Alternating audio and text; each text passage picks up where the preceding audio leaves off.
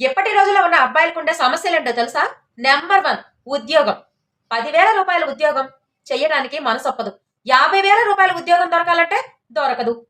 Number 2 సమయం. కళ్ళ ముందు చాలా సమయం ఉంటుంది. కానీ ఏ సమయంలో ఏం చేయాలో అర్థం కాదు. ఆ సమయాన్ని ఎలా కంప్లీట్ చేయాలో తెలీదు.